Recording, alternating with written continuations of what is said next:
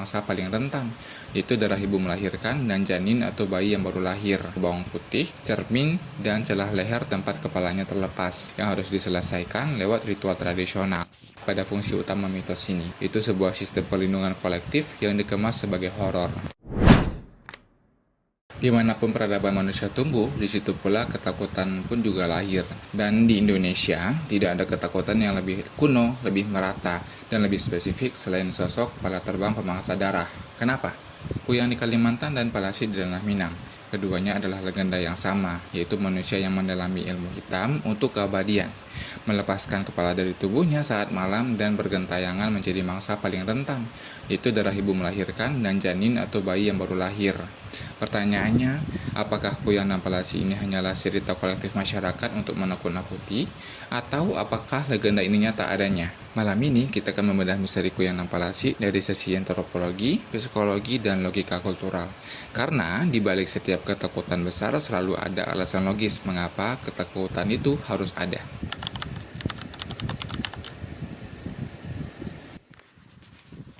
Kuyang dan Palasi adalah sinonim geografis untuk satu entitas, The Flying Head Sorcerer.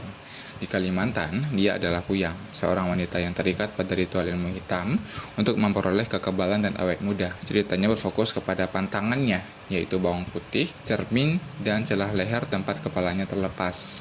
Sementara di Sumatera Barat, dia adalah Palasi atau Palasi Kuduang. Legenda di Minangkabau berfokus pada sifat ilmu yang turun-temurun. Ciri fisiknya digambarkan seperti tidak adanya kelekukan di bawah hidungnya. Palasi juga diyakini memiliki jenis yang berbeda. Ada yang memakan janin, ada yang menghisap darah bayi, dan ada pula yang mencuri jasad di kuburan.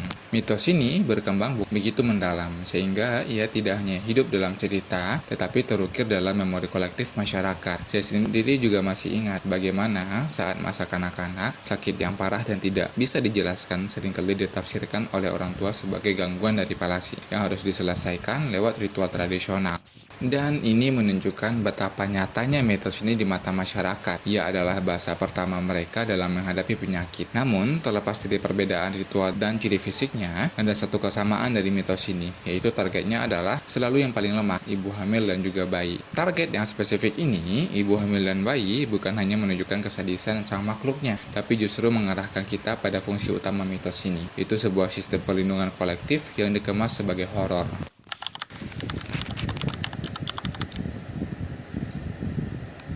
Di masa lalu, kematian dari ibu melahirkan atau bayi adalah bencana sosial yang sangat besar. Kehilangan calon penerus peradaban adalah ancaman eksistensial bagi komunitas agraris. Bagi masyarakat agraris masa lalu, kematian seorang ibu atau bayi bukanlah sekedar duka keluarga saja. Itu adalah bencana sosial karena hilangnya calon penerus peradaban sekaligus ancaman bagi keberlanjutan komunitasnya. Secara medis kuno, tidak ada yang tahu bahwa demam tinggi, rewel tak henti, diare, atau malnutrisi adalah gejala dari infeksi. Keterbatasan ilmu ini kemudian diisi oleh cerita bayi itu sakit karena dihisap jiwanya oleh Palasi. Dan disinilah mitos memainkan peran jeniusnya sebagai social control.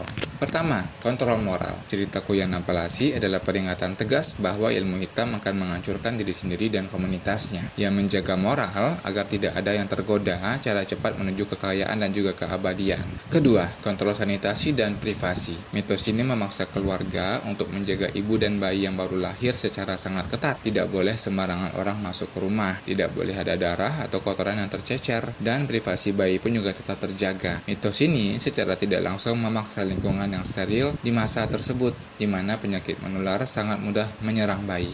Dan yang ketiga, komunitas siaga. Jika ada bayi yang rewel atau sakit, seluruh komunitas segera siaga dan bertindak, membawa ke orang pintar atau melakukan ritual perlindungan. Rasa takut ini menciptakan kewaspadaan kolektif. Jadi, mitos Kuyang dan Palasi bukanlah sekedar kisah seram saja. Ia adalah kurikulum keamanan komunitas yang dibuat oleh nenek moyang kita. Di satu sisi menakutkan ya, tapi di sisi lain sangat efektif untuk menjaga garis keturunan peradabannya. Tapi pertanyaannya, bagaimana jika Anda tidak hanya mendengar ceritanya, tapi melihatnya sendiri? Nah, disinilah kita harus membedah fenomena ini dari sudut pandang yang paling logis, yaitu dari sisi psikologi.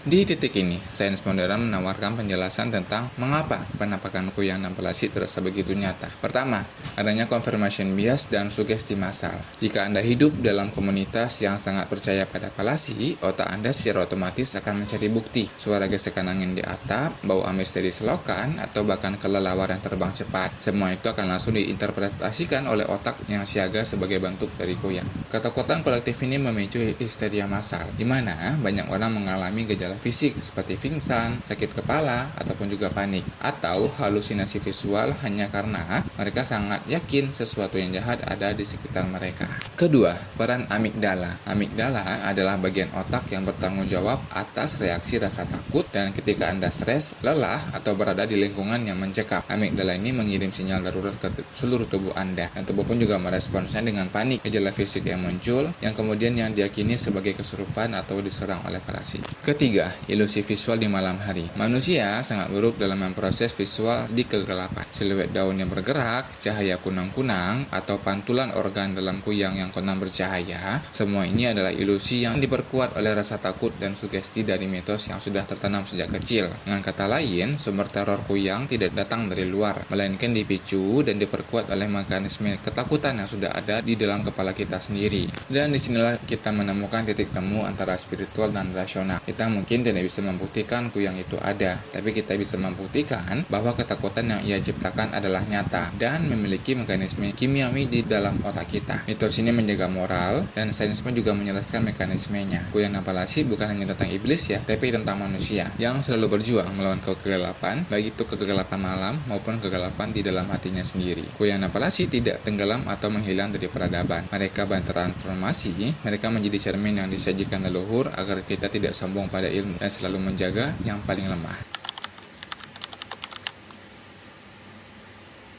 Mitos ini mengajarkan satu hal yang tak lekang oleh waktu, yaitu cara orang tua zaman dulu melindungi anaknya dengan kebijaksanaan yang seringkali melampaui logika sains. Mungkin cerita tentang palasi yang dulu sering kita dengar bukan sekedar kisah ilmu hitam saja, melainkan alarm keras dari tubuh yang sakit yang kemudian diterjemahkan leluhur menjadi simbol dari peringatan. Dan lewat keyakinan serta kasih sayang yang mereka tanamkan sebelumnya, banyak nyawa yang terselamatkan. Inilah bukti bahwa keyakinan dan kasih sayang adalah dua kekuatan terbesar peradaban manusia. Kalau senang, setuju, atau punya sudut pandangan lain, silahkan tulis argumen logisnya di kolom komentar ya.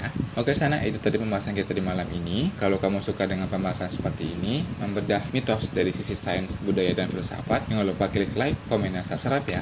Sampai jumpa di video selanjutnya sana. Bye-bye.